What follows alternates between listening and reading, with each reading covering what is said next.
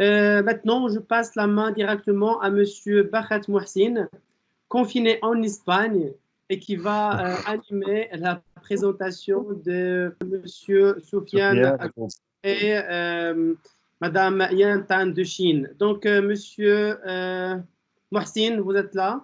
Oui, je suis là. Merci, c'est Mustafa. À vous la main. Vous m'entendez? Oui, parfait. Merci, Monsieur Mustafa, Monsieur le Président, Monsieur le Doyen. Ah, d'accord. Monsieur le Doyen, chers conférenciers, honorable assistance. Australia, Mr. Soufiane Erboub is an international advisor for the International Student Center at the University of Adelaide in Australia. Mr. Soufiane is a board member of the Council of Australian Arab Relations, what we call the CAAR. He's also a chairman and a board member, the Australia Arab Chamber of Commerce and Industry, the AACCI in South Australia. Mr. Soufiane will give us a response to the coronavirus pandemic. Mr. Soufiane, the floor is yours. À vous la parole. Thank you very much. Yes, can you hear me? Yes, perfectly. Excellent. Look, firstly, I would like to thank all the university on this initiative, and I have to admit I came in late into the party, into this, so I do apologize in advance if you know the presentation that I'm giving, it's not fully deep into the information, but what I'm going to attempt today is to give you an overview of the pandemic in coronavirus in Australia, how the Australian government responded to it, and also some information in relation to how we are moving forward into the future. My role in the university as an international advisor at the Office of the Vice President Academic, I was also on the task force of the COVID-19 in response to the university's pandemic and what steps we have taken. So I'm just gonna share short PowerPoint.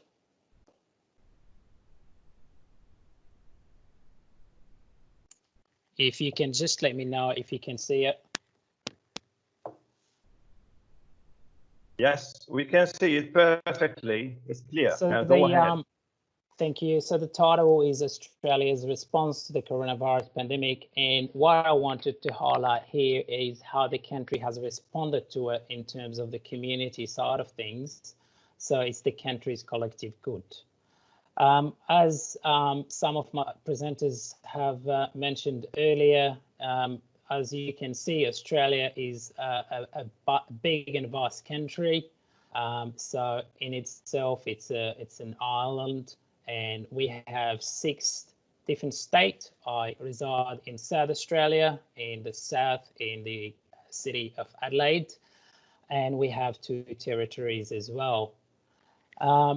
So the context that I would like to highlight before I just mention some of the information, which part of it is data, but also some of the response. I think it's important to give you a context in the last 5 months of 2020. Australia in itself has had what we call here a double whammy. If I can present you this timeline of 2020, back in December and also in January, you would have heard in the news that Australia had unprecedented bushfires, which has been burning for some times, and also have impacted on the country economically. That was around January. And then straight after that, obviously, as we moved into February, the initial travel ban, which was announced by the Prime Minister, that we will close our border to flights in terms of China and some countries as Iran and Italy. And obviously that has put in the pandemic and the people has gone into a sort of a drive in terms of buying panic, and that also brought in some restrictions of the essential sanitary product that was provided, such as sanitizers and masks and so on. And by the end of March, there was also early April, the Prime Minister announced a country lockdown. And everyone has moved to the online learning. So that is sort of just a brief to give you of where we are. Now, if I could talk about the response, I think in general, Australia's response to the coronavirus pandemic has done really relatively well. As of May 7th, the number of the country has only 6,896 confirmed cases of the coronavirus and recorded 97 deaths. One of the biggest strengths that we have as a country is that we have an incredible rate of testing relative to our population. So far, we've tested more than 700,000 tests, and that obviously has been conducted with only 1% of positive cases.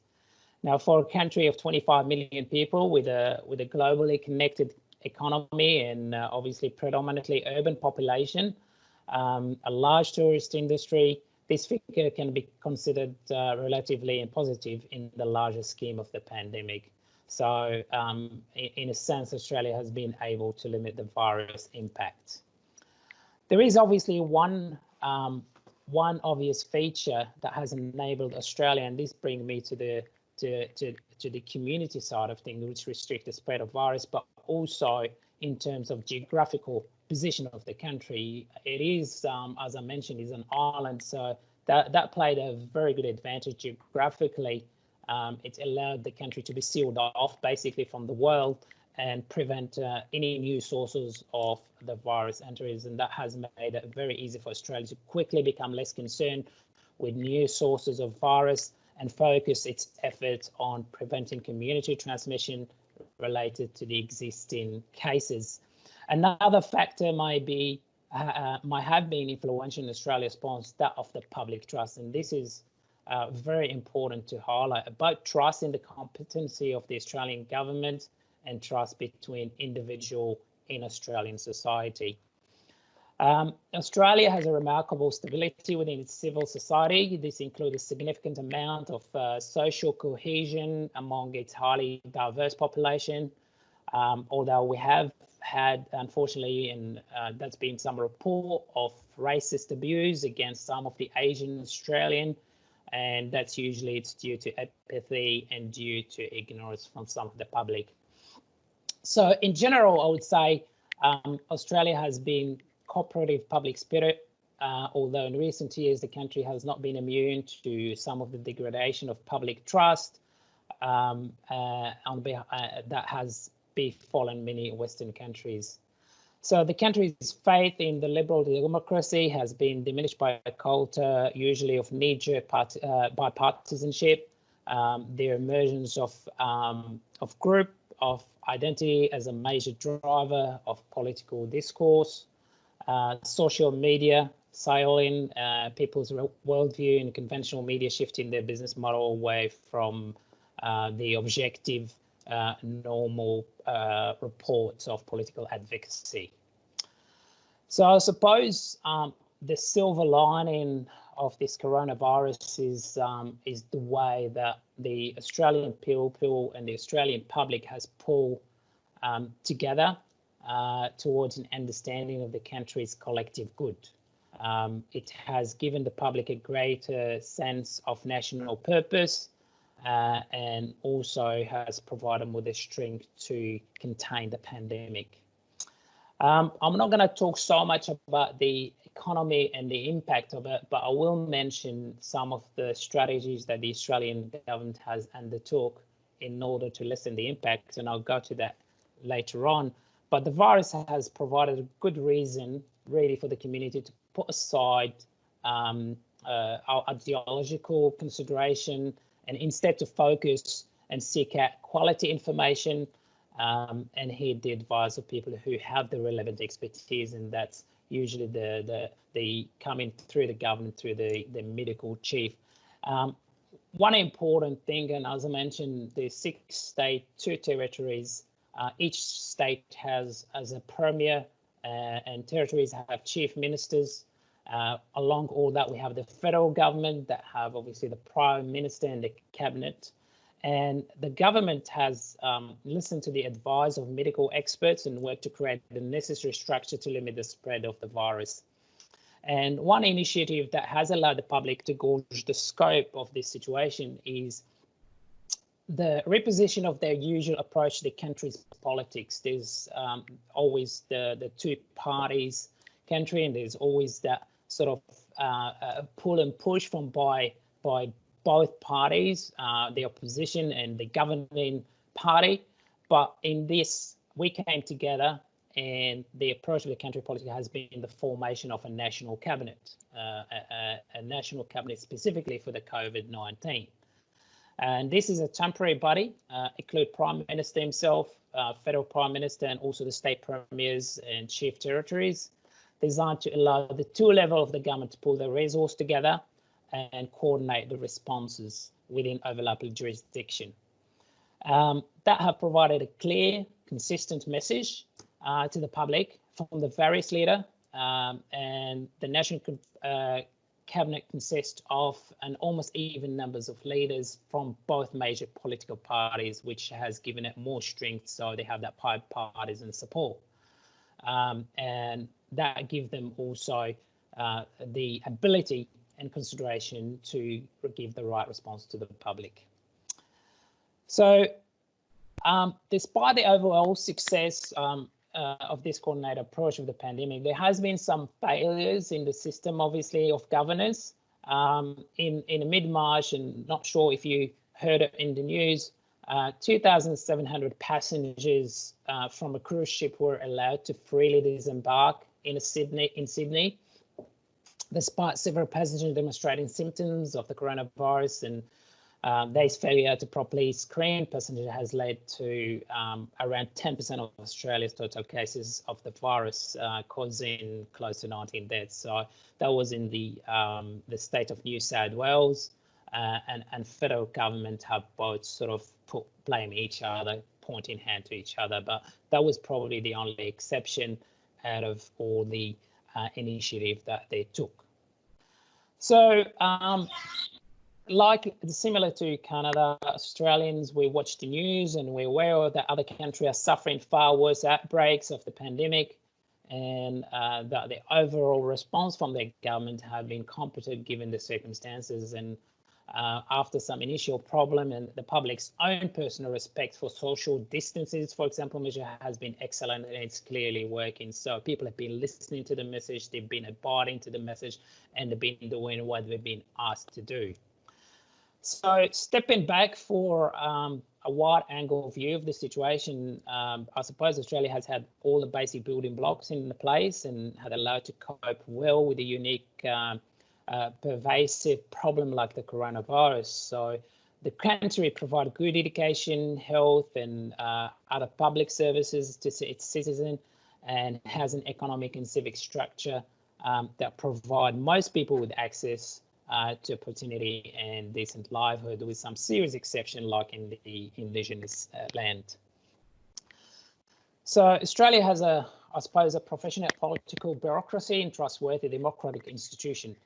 While the country often enthusiastic about the public representative, the politician, between brackets, it does have an instinctive trust of its public institutions, and also the advice of medical experts. So in terms of the economy,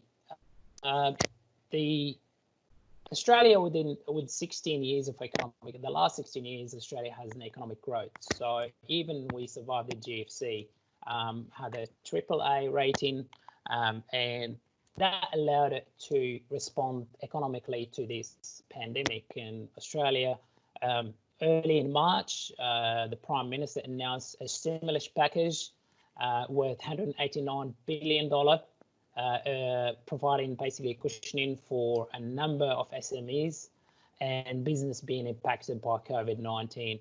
And I'm not going to go into the details, but basically looking at trying to put a slowdown of the impact that will come with this. And the reason for that is we don't know when this will finish. So I suppose they had to go hard and announce some measure, especially one that I will quote is the JobKeeper grants, which basically represent a strong response to the Australian economy going into hibernation to deal with the COVID-19. So the bold plan estimates 6.5 workers receive a minimum payment of $1,500 every 2 weeks to assist them in bridging the financial challenge caused by COVID-19.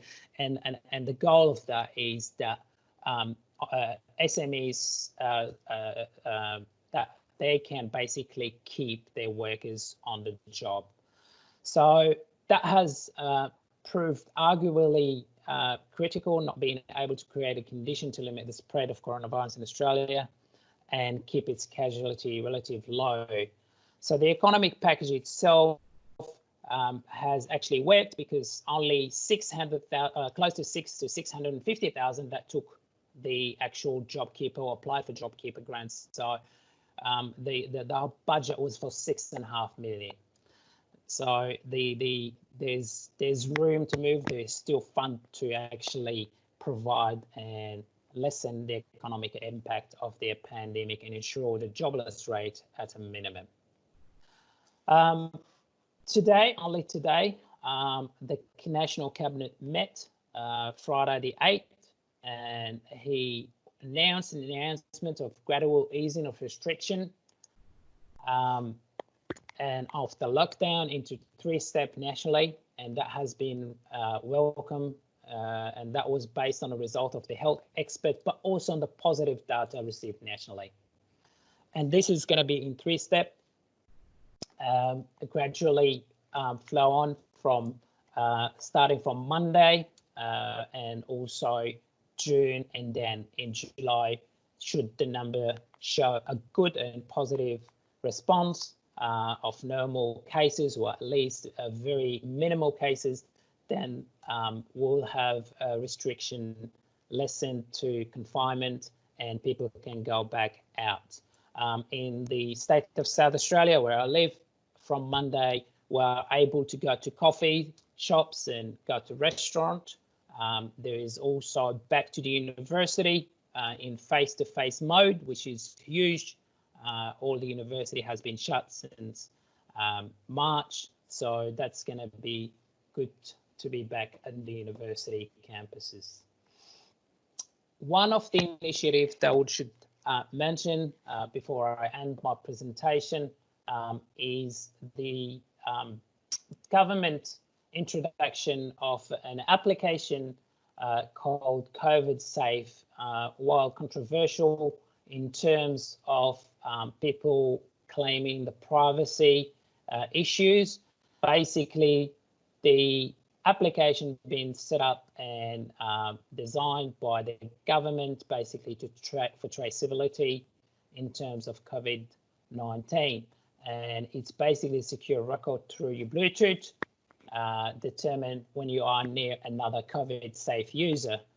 Basically, two people can put it in their phone. So if you are lining up in the supermarket and the other person have the same application through Bluetooth, the government can basically know where you're at and who you've been interacted with or closer to you within an environment, which give them obviously if one of those persons has been basically picked up for the virus or tested positive, the government can basically allow or advise that person who was close to them or who interacted with them that they should go and get tested.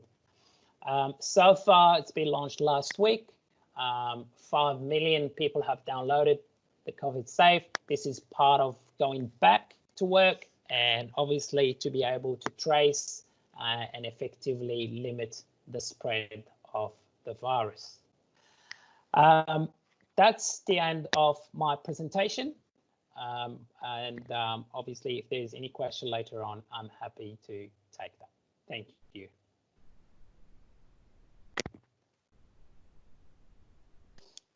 Thank you very much, Mr. Soufiane, for the nice presentation. It's very interesting and constructive, and it will shed light on all the main measures that have been done there in Australia regarding this pandemic crisis.